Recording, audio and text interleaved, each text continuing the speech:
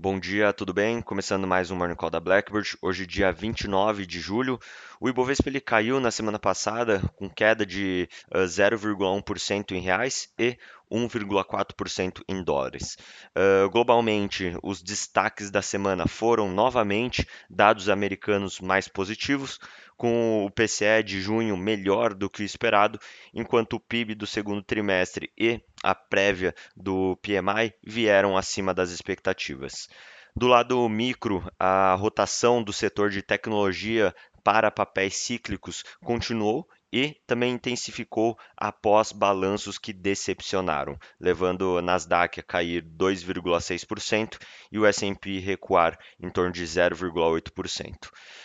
No mercado doméstico, o foco foi o relatório bimestral de receitas e despesas, confirmando o congelamento de 15 bilhões de reais em gastos e os dados do IPCA 15 que vieram acima do esperado. A privatização da Sabesp foi concluída, com o governo de São Paulo vendendo sua participação acionária de 32% por 14,8 bilhões de reais. A ação ela sobe 15,8% em julho.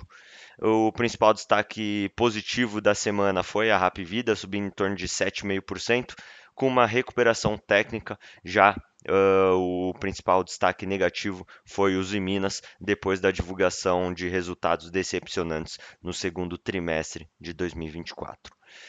Falando sobre renda fixa, no comparativo semanal, os juros futuros encerraram forte, né, uma forte abertura por toda a extensão da curva, com mais intensidade nos vértices intermediários.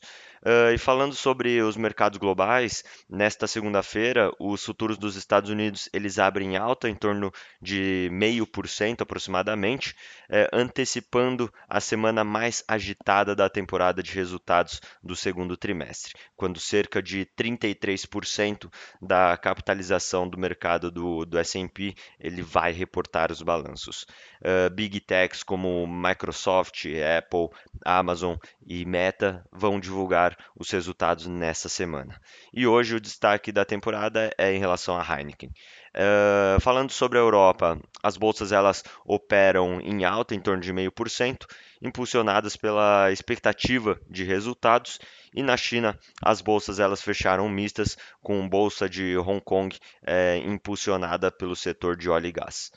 Falando sobre economia, nos Estados Unidos, os dados de deflator, né, das despesas de consumo pessoal, que é o PCE, divulgados na sexta-feira, trouxeram uma inflação em queda com arrefecimento da alta em preços de serviços, o principal foco de preocupação do Fed.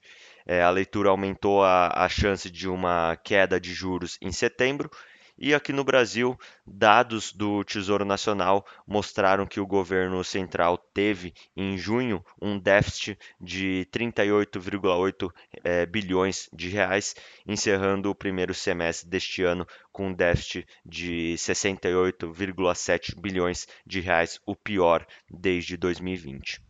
O resultado coloca pressão sobre o governo depois do anúncio de um congelamento de gastos de até 15 bilhões de reais na segunda-feira. E na agenda do dia, destaque nesta segunda-feira para a divulgação das estatísticas fiscais do setor público e da pesquisa Focus, ambas divulgados pelo Banco Central. E na semana, as atenções elas ficam voltadas para as decisões de política monetária no Brasil, na quarta-feira, além dos dados de emprego, né, do CAGED e PNAD, e lá fora o mercado ele vai estar atento para as decisões de política monetária no Japão, na terça-feira, nos Estados Unidos, na quarta-feira, e no Reino Unido, quinta-feira, além também dos dados de mercado de trabalho nos Estados Unidos e do PIB na zona do euro. Bom, vamos ficando por aqui. Muito obrigado. Bom dia.